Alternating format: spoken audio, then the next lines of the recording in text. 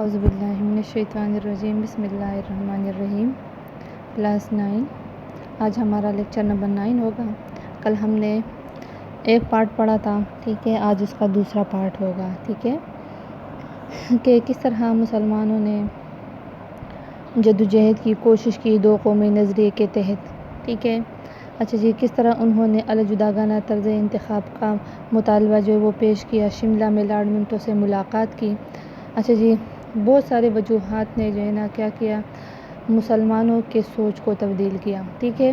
اب یہی حالات تھے جس کے پیش نظر مسلمانوں نے کیا کیا، اپنے لیے سیاسی جماعت بنانے کی ضرورت محسوس کی، ٹھیک ہے۔ جس طرح ہندوؤں کے پاس ایک سیاسی جماعت ہے جو ان کے مفادات کا تحفظ کرتی ہے، اسی طرح مسلمانوں کے پاس بھی ایک سیاسی جماعت ہونی چاہیے جو مسلمانوں کے مفادات کا تحفظ کر سکے۔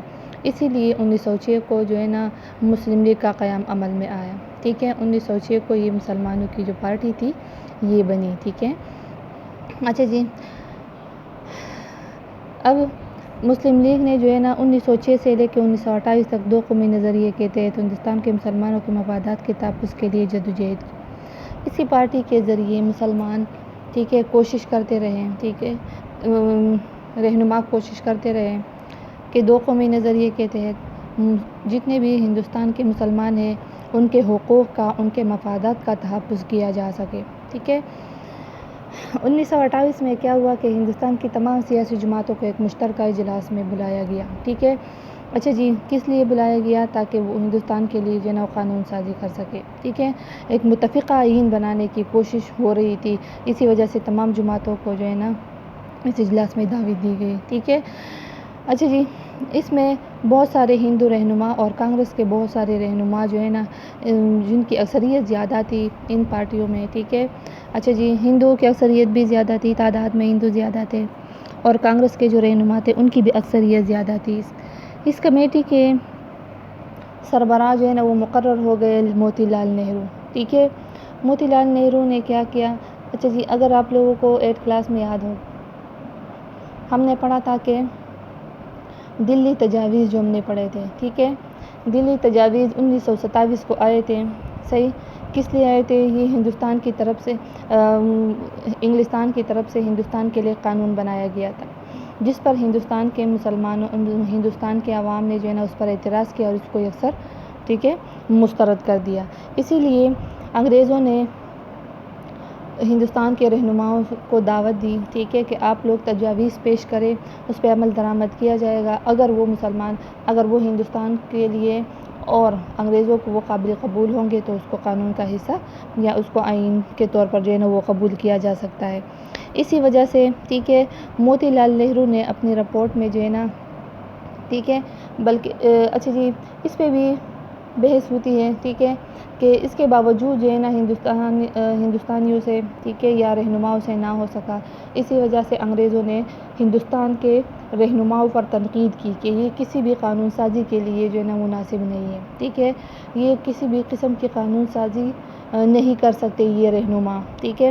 اسی وجہ سے اس کو، اس طنز کی وجہ سے موتی لال نہرو نے کیا کیا، ٹھیک ہے، اپنے سفارشات پیش کی 1928 کو، ٹھیک ہے، جس کو نہرو رپورٹ کے نام سے جو ہے نا وہ شائع کیا گیا۔ اچھا جی، جب یہ رپورٹ شائع ہو گئی تو یہ بالکل مسلمانوں کے مفادات کے یکسر منافی تھا، ٹھیک ہے، مسلمانوں کے خواہشات و مفادات اور حقوق کے بالکل منافی تھا، ٹھیک ہے۔ اسی لیے مسلمانوں نے اس پہ احتجاج کیا، ٹھیک ہے، اور 1 سال بعد 1929 کو اس کے جواب میں قائد اعظم نے اپنے 14 نکات پیش کر دیے، ٹھیک ہے۔ قائد اعظم کے جو 14 نکات سامنے آئے تو اس میں قائد اعظم نے کیا کیا؟ اچھا، جب نہرو رپورٹ شائع ہو گئی تو اس نے بالکل مسلم ہندو اتحاد کے امکان کو ہمیشہ کے لیے ختم کر دیا، ٹھیک ہے، اور یہ بات واضح ہو گئی کہ واقعی ہندو جو ہے نا کسی طور سے مسلمانوں کے ساتھ جو ہے نا اتحاد نہیں کرنا چاہتے، ٹھیک ہے۔ اچھا، پھر نہرو رپورٹ کے بعد جو ہے نا مسلمانوں کو، ٹھیک ہے، مسلمانوں پہ یہ بات، یا ان کو یہ احساس ہو گیا، ان پہ یہ بات واضح ہو گئی کہ کبھی بھی متحدہ ہندوستان میں ان کا مفادات کا تحفظ نہیں ہو سکتا، ٹھیک ہے، جب تک کہ وہ اپنے لیے ایک الگ وطن نہ بنائے، ٹھیک ہے۔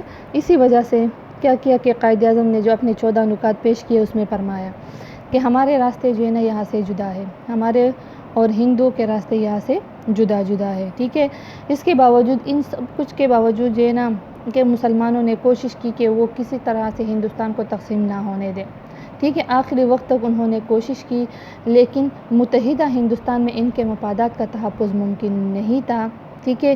یہی وجہ تھی کہ، اور دوسری وجہ یہ تھی کہ جو ہندو رہنما تھے، ٹھیک ہے، کانگریسی زعما یا کانگریسی جو رہنما تھے، زعما کہتے ہیں لیڈروں کو، ٹھیک ہے، جو کانگریسی لیڈر تھے، ہندو رہنما جو تھے یا ہندو اکثریت، ان کی جو آبادی تھی وہ نہیں چاہتے مسلمانوں کے، ان کے جو رویے تھے وہ سراسر مسلمانوں کے منافی تھے، مسلمانوں کے خلاف تھے۔ انہوں نے مسلمانوں کو اس بات پر مجبور کر دیا، ٹھیک ہے، کہ ہندوستان کو تقسیم کر دیا جائے اور مسلمانوں کے لیے ایک الگ اور آزاد وطن کا انتخاب جو ہے نا وہ ضروری بن گیا تھا، ٹھیک ہے۔